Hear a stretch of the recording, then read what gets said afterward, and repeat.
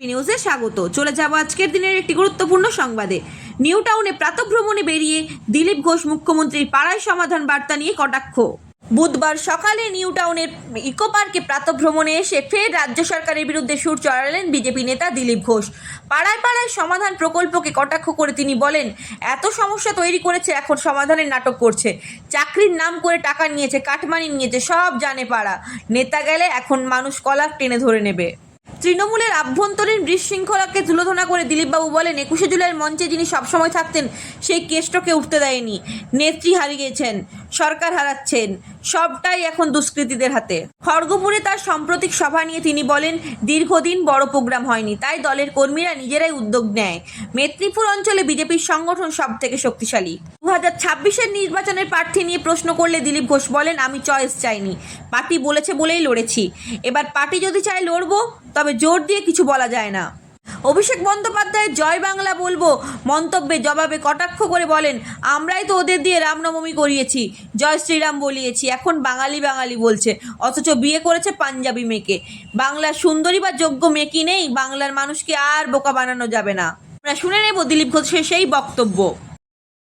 আসলে পাড়ায় পাড়ায় এত সমস্যা, এত মারপিট, পাড়ায় পাড়ায় টিচারের নাম দিয়ে চাকরির নাম করে টাকা নিয়েছে, কাটমানি, তারপরে এর জন্য কি বলে আপনার লক্ষ্মী ভাণ্ডারের জন্য কাট, এইসব নিতে নিতে পাড়ায় পাড়ায় এত সমস্যা, ওনারা চেষ্টা করলেও সমাধান করতে পারবেন না। সব জায়গায় মারপিট হবে, কলার ধরবেন নেতাদের সমাধান করতে গেলে। তাহলে কি আপনি মনে করছেন যে পাড়ায় পাড়ায় নেতারা যাবে না সাহস করে? না, যাবেন না তো, কতজন গেছে বলুন না, যায় কেউ? ওই 21শে জুলাইয়ে এতে আসে, বাকি কোনো নেতাকে দেখতে পান? আর যে সবচেয়ে বেশি আলো করে বসে থাকতো কেষ্ট তাকে উঠতেই দিল না ডায়াসে। এই তো পরিস্থিতি। কতজনকে লুকোবেন আপনি আঁচলের তলায়? এই ডাকাতদেরকে মানুষ জবাব চাইবে, কলার ধরবে। এবং এরপর মমতা ব্যানার্জির হাতে পার্টিও নাই, সরকারও নেই, সমস্ত হুলিগানদের হাতে চলে গেছে। আপনি একক সংগঠনের জোরে খড়গপুরে যে ভিড় করেছেন তা অত্যন্ত উল্লেখযোগ্য এবং সেটা কিন্তু রাজ্য রাজনীতিতে নজর কেড়েছে। মানে আপনার তো কয়েকদিন আগেও একটা ডাইলেমার মধ্যে ছিল, আপনি থাকবেন কিনা, আপনি যাবেন কিনা, কিন্তু খড়গপুরের লোক সংখ্যা দেখে কিন্তু অনেকের মাথা ঘুরে যায়।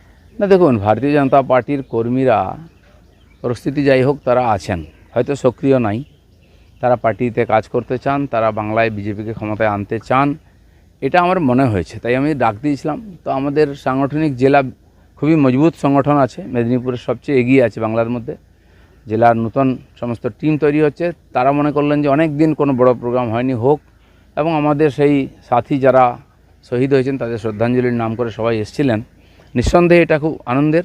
বর্তমান বিজেপি কোথায় আছে এটা হচ্ছে তার একটা নমুনা মাত্র। খড়গপুর যে দাদা আপনার চয়েস, এটা আপনি আগের দিন খড়গপুরেও বলেছেন, কিন্তু পরবর্তী ভোটে যদি আপনাকে সেখান থেকে প্রার্থী করা হয় বা না হয়, সেই বিষয়ে আপনি কি আপনার কোনো চয়েসের কথা দলকে জানান? দেখুন, পার্টি আমাকে 3বার ক্যান্ডিডেট করেছে, আমি কখনো টিকিটও চাইনি, পদও চাইনি। পার্টি মনে হয়েছে দেওয়া উচিত। মাননীয় অমিত শাহ প্রেসিডেন্ট ছিলেন, তিনি বলছেন নাই নাই বড়ে লিডার করে লড়না চাইয়ে। আমি 6 মাস প্রেসিডেন্ট হয়েছি, 1 বছর আগে পার্টিতে এসে আমাকে বলা হয় ইলেকশন লড়তে হবে, পার্টির নির্দেশ মেনে নিয়েছি। হ্যাঁ, চয়েস জিজ্ঞেস করা হয়েছিল, আমি খড়গপুর বলেছিলাম অ্যাসেম্বলিতে। পরের বারে 3 বছর পরে আবার বলে ইলেকশন লড়ো, জিজ্ঞেস করা হলো, আমি মেদিনীপুর বললাম, জিতেছি। তৃতীয়বার আমাকে কেউ জিজ্ঞেস করেনি, পার্টি যা বলেছে আমি গেছি, রেজাল্ট আপনারা জানেন। তো সেই জন্য পার্টিকে আমি বলে দিয়েছি, আমাকে যদি আপনি ইলেকশন লড়তে বলেন আমি লড়বো। আর আমি তো সংগঠন করার লোক। প্র্যাকটিক্যালি আমি পার্টিকে বলেছিলাম 24-এ যে আমাকে যে দায়িত্ব দেওয়া হয়েছিল, RSS পাঠিয়েছিল অর্গানাইজেশন করতে, আমরা 41% ভোট 19 সালে পেয়ে গেছি, 18টা সিট জিতেছি। তো এক প্রকার সংগঠন দাঁড়িয়ে গেছে, যেন আমাদের মতো অর্গানাইজারদের কাজ শেষ হয়ে যায়, এখানে অন্য জায়গায় চলে যাই আমরা। পার্টি আমাকে রেখে দিয়েছিল প্রেসিডেন্ট হিসাবে, সেই মুক্তি আমি 21-এর পরে চাই। তো আমার কাজটা প্রায় সংগঠনের শেষ হয়ে গেছিলো, তো হয়তো পার্টি মনে করেছে আর প্রয়োজন আছে, সেজন্য যা কাজ দেবে আমি করবো। তাহলে 26-এ খড়গপুরে বিজেপির প্রার্থী আপনি? না, এটা আপনিও বলতে পারেন না, আমিও বলতে পারেন না। পার্টির যে নির্বাচন কমিটি হবে, পার্লামেন্টারি বোর্ড আছে, তারা ঠিক করবেন।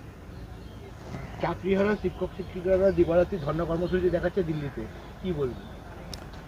দিল্লিতে অনেক দিন ধরে যাবে বলছিল, আমার সঙ্গে যোগাযোগ আছে, ট্রেন বুকিং করার জন্য কথা হয়েছে। তো ওনারা লম্বা ওখানে একটা ধর্ণা দেবেন বলেছেন।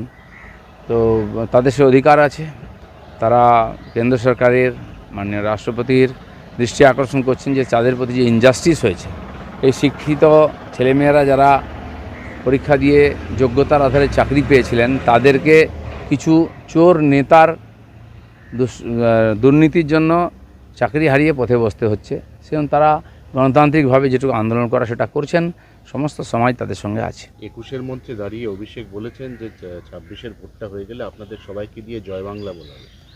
দেখা যাক, আমরা তো ওদের রামনবমী করিয়েছি, জয় শ্রীরাম বলিয়েছি, জয় বাংলা তো উপাসে হচ্ছে। আর যারা জয় বাংলা বলছে তাদের অবস্থা দেখুন, আবার উল্টো আন্দোলন শুরু হয়ে গেছে। পশ্চিমবাংলায় উল্টো গঙ্গা বইবে, কারণ পাপের ঘোড়া প্রায় ভরে গেছে। 21-এ বছরে একদিন ডায়াস্তরে ভাষণ দিলে হবে না, রাস্তায় নামতে হবে, মানুষের সঙ্গে মানুষ কী বলছে শুনতে হবে। বাঙালি বাঙালি বলে বাড়িতে পাঞ্জাবি বউ রাখবো আর বাঙালি বাঙালি ডায়লগ দেবো। বাংলায় কোনো মেয়ে নেই সুন্দরী যাকে বউ করা যায়, পাঞ্জাবি বউ আনতে হয়। বাংলায় কোনো যোগ্য ব্যক্তি নেই যে এমপি ক্যান্ডিডেট হতে পারে, গুজরাট থেকে, বিহার থেকে, উত্তরপ্রদেশ থেকে ক্যান্ডিডেট নিয়ে আসতে হয়। এখানে কোনো ভোটার নেই, বাংলার লোকেদের বিশ্বাস নেই, বাংলাদেশ থেকে রোহিঙ্গা মুসলিমদেরকে ভোটার বানাতে হয়। এখানে কোনো অভিনেতা অভিনেত্রী নেই যাই ভোট দিতে পারে, বাংলাদেশ থেকে অভিনেতা অভিনেত্রী আনতে হয়। আর কি আনবেন ভাবুন, বাংলার মানুষকে আর বোকা বানাবেন না। ছোট্ট করে ওই পার্টটা একটু ক্লিয়ার করে নিচ্ছি, তাহলে যদি আপনাকে দল অন্য কোথাও দায়িত্ব দেয় ফের একবার অন্য জায়গা থেকেও দিলীপ ঘোষকে মানে আমি বলছি যে এই যে দেখা যাক কী হয়, সময়ে বলবে সব, তখন আমিও ডিসিশান নেব। না, একটাই প্রশ্ন যেটা বলতে চাইছি সেটা হচ্ছে যে আমরা তো গত লোকসভাতে আসন বদলের পরিণতি দেখে নিলাম। বিজেপি যত কথা বলেছিল আসন বদল করেছে, দেবশ্রীকে উত্তরবঙ্গ থেকে মালা রায়ের এগেনস্টে এনে দাঁড় করিয়ে দেওয়া হয়েছে। এগুলো নিয়ে আপনাদের মধ্যে তীব্র আপত্তি ছিল, কিন্তু আপত্তিটাকে আমল দেওয়া হয়নি, তার ফল পার্টি হাতে নাতে পেয়ে গেছে। তো এবার কি আপনাদের যে চয়েসগুলো সেগুলোকে পার্টি গুরুত্ব দেবে বলে আপনার মনে হচ্ছে? দেখুন, আমরা পার্টির কর্মী, আমাদেরকে নেতা বানিয়েছে পার্টি, এমপি এমএলএ বানিয়েছে পার্টি, পার্টির নির্দেশ আমাদের কাছে আদেশ। তো সময় এলে সব ঠিক হবে। আর আমার মনে হয় পার্টি ওটা এক্সপেরিমেন্ট করেছিল, সফল হয়নি, বাকি পার্টি ভাবছে।